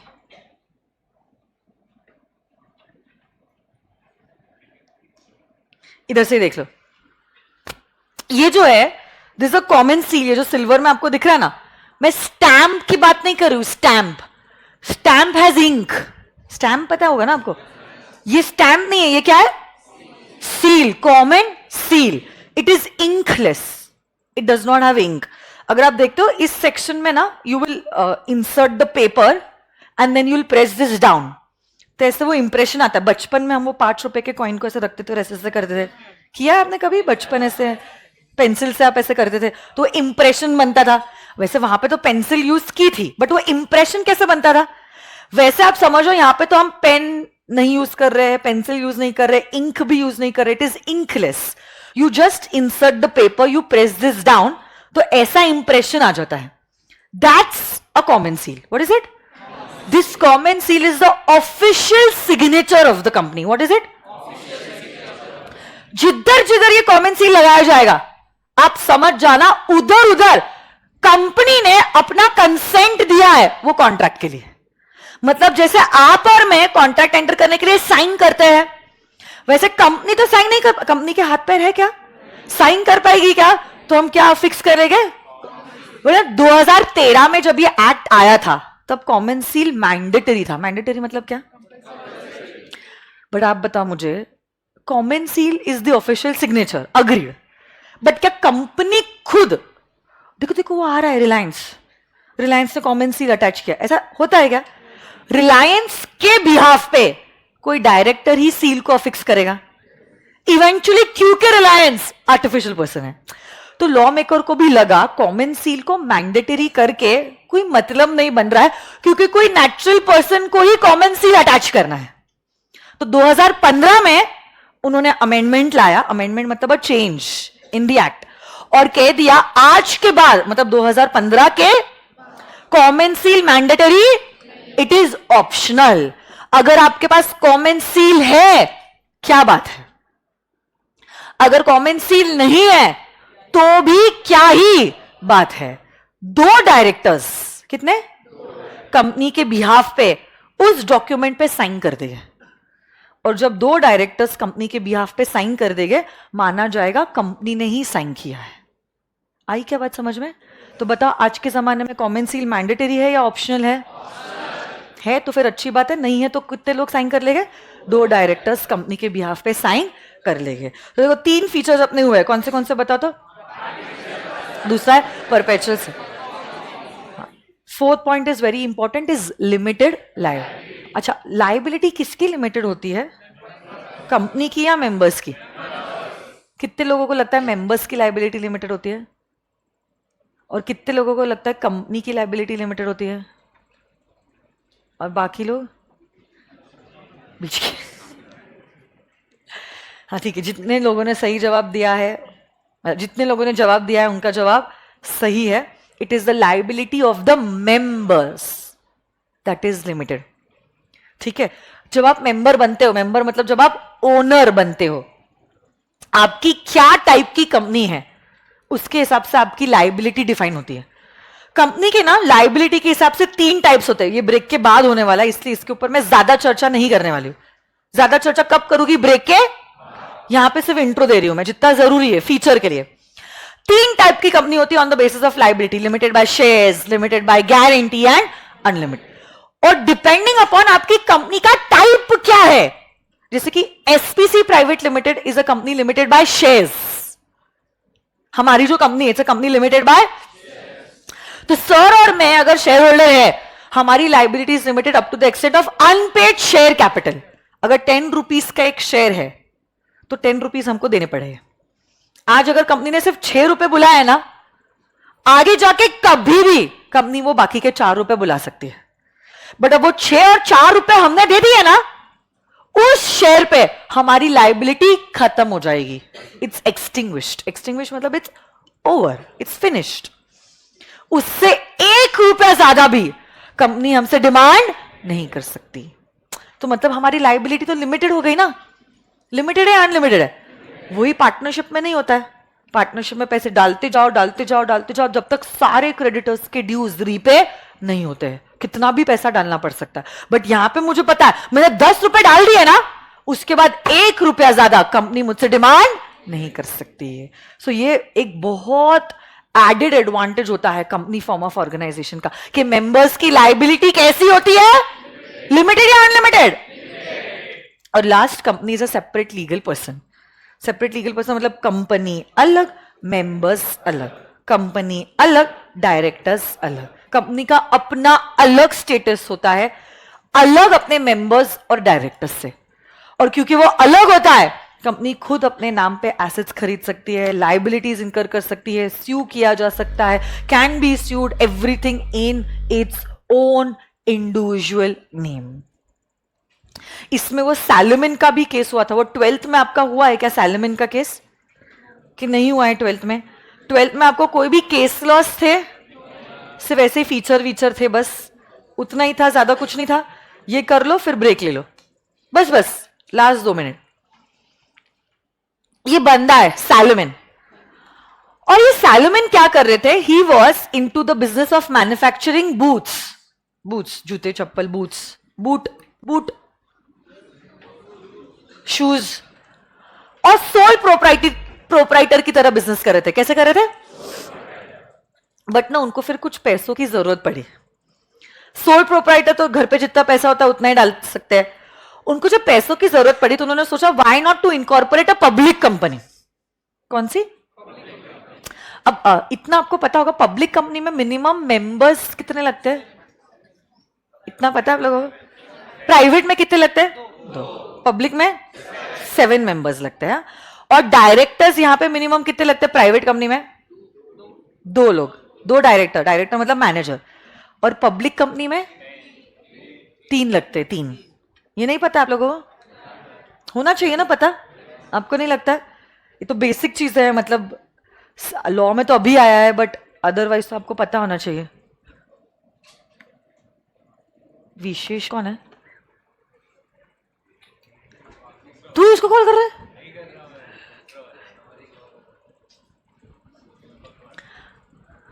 सिर्फ उसका कॉल ना आए, नहीं तो लाउड स्पीकर पे रख के हम लोग सब चैट करें. कौन? विशेष अभी उठा होगा वो, इसलिए कॉल आया ना उसका कि क्या चालू है, क्या है? बात करनी है क्या?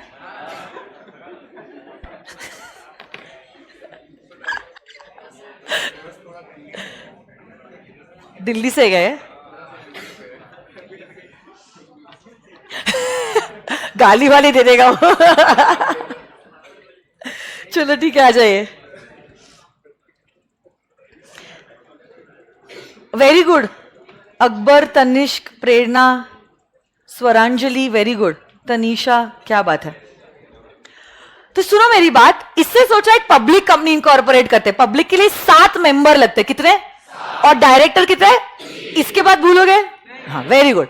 अब 7 मेंबर्स चाहिए. वो तो अकेला कंपनी को इनकॉर्पोरेट नहीं कर सकता है, तो उसने क्या सोचा? वो खुद अलॉन्ग विथ हिज वाइफ, उनको एक डॉटर थी एंड दे हैड 4 सन्स. तो फैमिली का पूरा उपयोग किया, ठीक है. और ये 7 लोगों ने, मतलब बीवी बच्चों के साथ 7 मेंबर्स हो गए ना, कंपनी को इनकॉर्पोरेट कर दिया. और डायरेक्टर में वो खुद along with his 2 sons also became the directors of the company. एक ही बंदा क्या डायरेक्टर और मेंबर दोनों भी बन सकता है? जैसे मोटा भाई जो है, मोटा भाई मुकेश अंबानी, वो डायरेक्टर भी है रिलायंस के, मैनेजिंग डायरेक्टर है. And he holds approximately 40% of the shares of Reliance. तो क्या ऐसा हो सकता है? हो सकता है. Swapnil sir is the director and the member of SPC private limited. It's possible. तो यहां पे भी सैलमन डायरेक्टर भी थे, मेंबर भी थे, बच्चे भी डायरेक्टर भी थे 2, और मेंबर भी थे. अब पब्लिक कंपनी इनकॉर्पोरेट कर दी, बट फंड्स, अभी तो घर का ही पैसा आया है ना, मेंबर्स ने पैसा दिया था, उनको और पैसे चाहिए थे. तो उन्होंने क्या किया? कुछ डिबेंचर्स इशू किए, कुछ दूसरे लोगों से पैसे लिए, तो क्रेडिटर बन गए वो लोग. बट डिबेंचर्स कंपनी ने इशू किए. कितने debentures? 10,000 pound. It's a British case law, क्योंकि उस टाइम पे ना ब्रिटिश लॉ ही इंडिया में एप्लीकेबल था. ब्रिटिशर्स वो रूलिंग इंडिया, उस टाइम की ये बात है. 10,000 पाउंड कितना के डिबेंचर्स कंपनी ने इशू किए.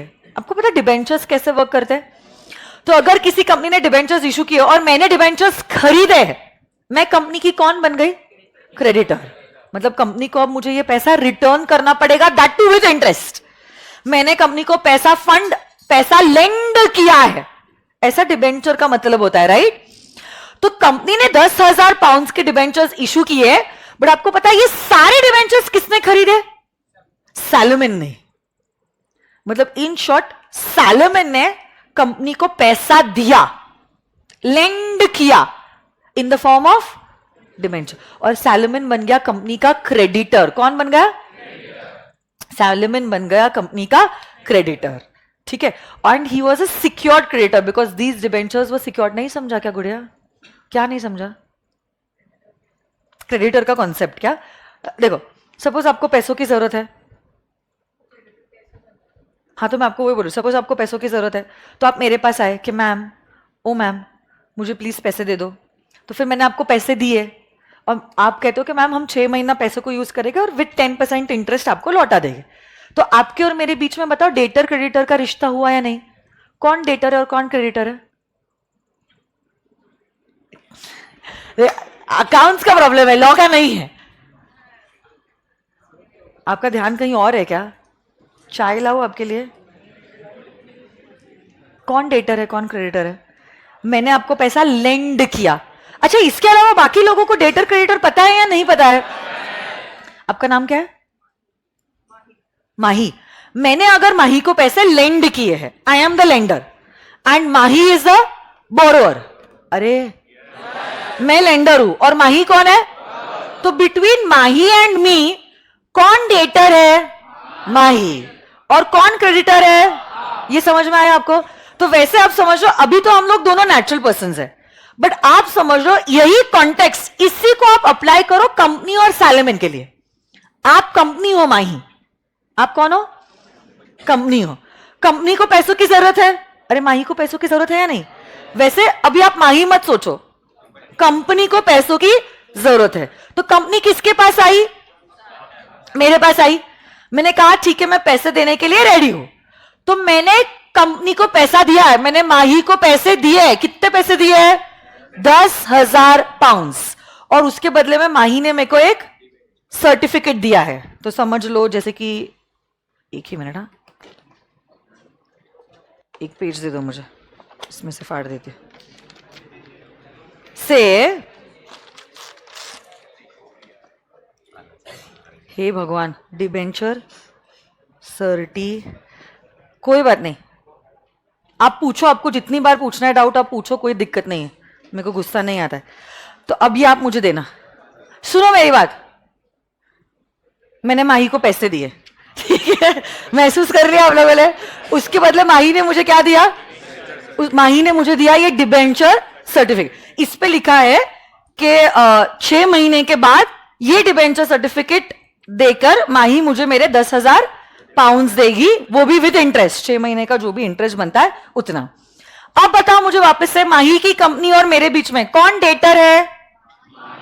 अभी भी वही डेटर है, क्योंकि उसने पैसा मुझसे बोरो किया है। और मैं कौन हूं? क्योंकि मैंने पैसा, सिर्फ यहां पे उसने पैसों के बदले में मुझे क्या दिया है? Debenture certificate. अरे हाँ या ना? मतलब आई सब्सक्राइब्ड फॉर माही के कंपनी के डिबेंचर्स। मैं कौन बन गई? माही की कंपनी की क्रेडिटर। और ये डिबेंचर्स ना एक्चुअली सिक्योर्ड है। सिक्योर्ड म्हणजे क्या? सिक्योर्ड मतलब से for example it is secured on Mahi की कंपनी का मे बी फैक्ट्री। कल जाके माही की कंपनी ने मेरे को पैसा नहीं दिया ना, फैक्ट्री को बेचूंगी मैं और मेरे ये 10,000 पाउंड लूंगी। इसलिए मुझे कहा जाता है as a secured debenture holder. क्या कहा जाता है मुझे? अरे जब आप बैंक में भी जाते हो और आप लोन लेते हो, कभी कभार बैंकर बोलता है ना, आप आपके जेवर गिरवी रखो, मुथूट फाइनेंस, घर में पड़ा है सोना तब का है कोरोना, हे। सुना या नहीं? तो मतलब मैंने जब सोना रखा है, गोल्ड रखा है, तो इसका क्या मतलब हुआ? अगर मैंने लोन रीपे नहीं किया तो बैंकर क्या करेगा? उसको बेचेगा, अपने ड्यूज ले लेगा और बाकी का सरप्लस मेरे को। वैसे ये डिबेंचर्स कैसे है? सिक्योर्ड या अनसिक्योर्ड? तो माही को 6 महीने बाद क्या करना पड़ेगा? मैं माही के पास जाऊंगी 6 महीने बाद और मैं कहूंगी, हे माही देखो, आपने खुद ने कहा है, यहां पे कमेंट सील है कंपनी का, कि 6 महीने बाद आप 10,000 पाउंड मेरे को इंटरेस्ट के साथ लौटाओगे। मैं क्रेडिटर, माही कौन? समझ में आई बात? तो यहां पे इस डेटर क्रेडिटर के रिश्ते में क्या हुआ? कंपनी कौन थी इस केस में? क्रेडिट, माही मतलब क्रेडिटर या डेटर? क्योंकि कंपनी ने पैसे बोरो किए, बट लेंड करने वाला कौन था?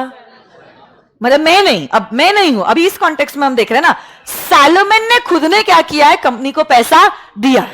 तो अब देखो सैलोमन 3 रोल प्ले कर रहा है। कौन से? एक तो वो मेंबर है, ओनर, दूसरा वो डायरेक्टर है, और ये डिबेंचर्स देने के बाद सैलोमन और एक बंदा बन गया। एक पर्सन मल्टीपल रोल प्ले कर सकता है क्या? आप अपने आप को ही देख लो, आप किसी के बेटे या बेटी हो, किसी के भाई या बहन हो, किसी के फ्रेंड हो, किसी के खास फ्रेंड हो, तो you are playing multiple roles ना। Salomon also was playing multiple roles, और उसने क्या किया? डिबेंचर्स परचेस किए। और डिबेंचर्स कैसे थे? कितने अमाउंट के थे? 10,000 पाउंड। बट अनफॉर्चुनेटली कुछ सालों बाद कंपनी वाइंड अप हो गई, क्योंकि कंपनी के एसेट्स हो गई कम और लायबिलिटीज हो गई। बेचारे सैलोमन रो रहे हैं, देखो कैसे रो रहे हैं, उनके आंखों में से आंसू आ रहा है। देखो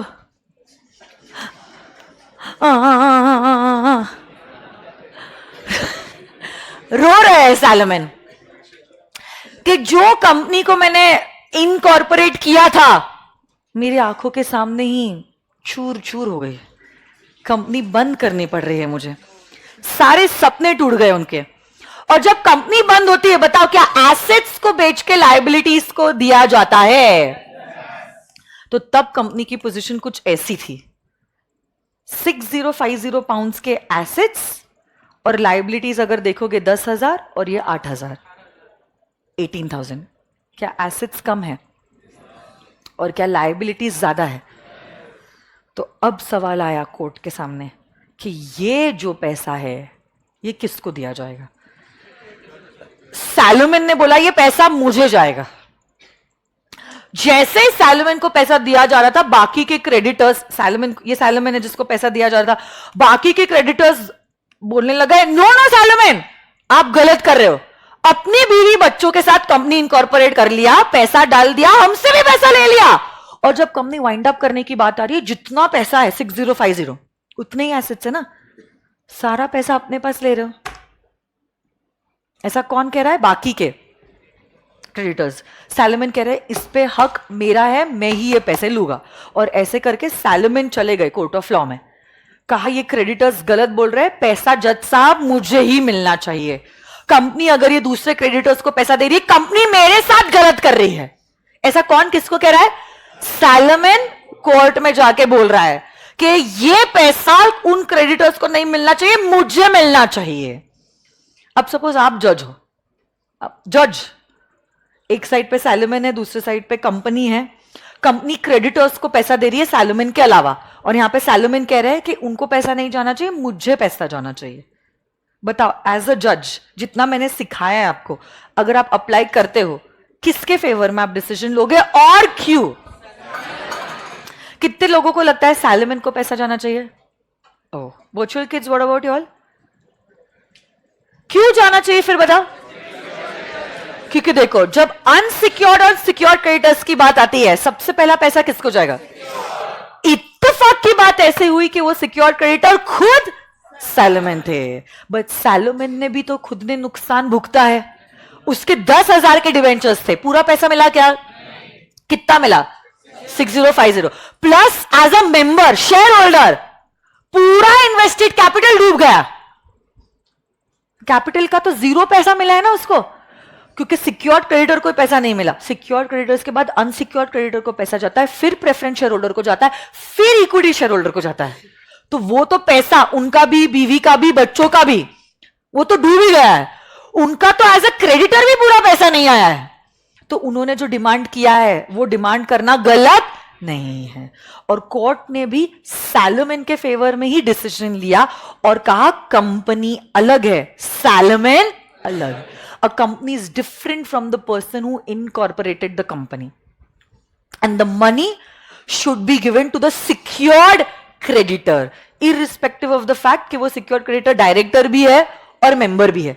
क्योंकि ये पैसा जो उसको दिया जा रहा है as a member या director नहीं दिया जा रहा है, ये पैसा उसको दिया जा रहा है as a secured creditor. तो उसका हक बनता है. ये डिसीजन है कोर्ट का. सब लोग एक आवाज में रीड करेंगे एक साथ. अब रीड करो. The court held that Salomon and Company Limited was a real company. All the legal requirements and could not be regarded as an agent or trustee of Mr. Also, the company's asset must be applied in payment of as a secured creditor is entitled to payment out of assets on which his debt is in priority to unsecured. तो secured creditor को priority मिलेगी as compared to तो Salomon को बाकी के creditors के comparison में priority मिलेगी. और ये payment जो उसको दिया जा रहा है as a member और director नहीं दिया जा रहा है, दिया जा रहा है as a, तो उसका ये पैसा मांगना गलत नहीं है. Salomon अलग और कंपनी अलग. तो ये फर्स्ट केस लॉ है. क्या हम केस लॉज भी कर रहे हैं? इस केस का नाम है Salomon versus Salomon and company limited. कोई आपको पूछेगा कंपनी के फीचर्स बताओ. फीचर्स तो कंपनी कैसी होनी चाहिए? तो अब देखो उसका एक छोटा सा ऐसे ही मैंने मेमोरी टेक्निक बनाया जस्ट फॉर फन. कोई पूछेगा ना कंपनी कैसी होनी चाहिए, तो बेसिकली फीचर्स क्या है कंपनी के. तो कंपनी ऐसी होनी चाहिए कि लोग तालियां बजाएं, claps. C is for common seal, L is for, A is for, P is for, and S is for separate claps. This is just a memory technique for you to remember. Memory technique examination में नहीं लिखनी है. Examiner ने पूछ लिया features बताओ, आप लिख के आ गए क्लैप्स. बस ये क्लैप के बदले एक फटका मिलेगा डायरेक्टली 4 महीने बाद अटेम्प्ट दे दो. It is just for your memorising. Last time बोल दो फिर ब्रेक ले लो. बताओ कंपनी कैसी होनी चाहिए कि लोग तालियां बजाए, clap. C is for, L is for, A is for, P is for, screen freeze हो गई. ओए अमर स्क्रीन फ्रीज हो गई. P is for perpetual and S is for. आवाज आ रही है क्या वर्चुअल स्टूडेंट्स? तो एक बार सुन लो. स्क्रीन का ठीक है, आवाज सुनते सुनते रिवाइज करते जाओ. बताओ कंपनी आर्टिफिशियल है या फिक्टिशियस है? कंपनी का सक्सेशन क्या परपेचुअल है? तो क्या मेंबर्स आएंगे मेंबर्स जाएंगे? बट कंपनी जैसी है वैसी की वैसी ही रहेगी. कॉमन सील आज के जमाने में मैंडेटरी है या ऑप्शन है? फिर उसके बाद लाइबिलिटी मेंबर्स की कैसी है?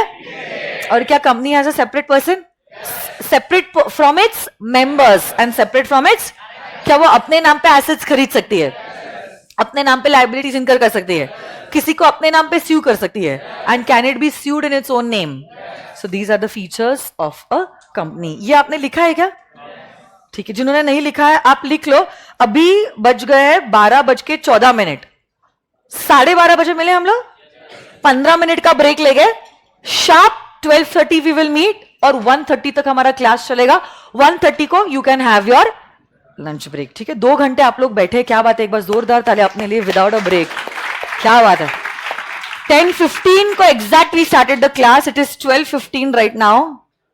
Very good. Super duper proud of each one of you all sitting in the class, including the virtual kids. क्या बात है. थियोरी सब्जेक्ट में 2 घंटा विदाउट ब्रेक बैठना इज नॉट अ जोक. ठीक है. मैं चाहती हूं, मतलब मेरी इच्छा है, बाकी आप डिसाइड करो,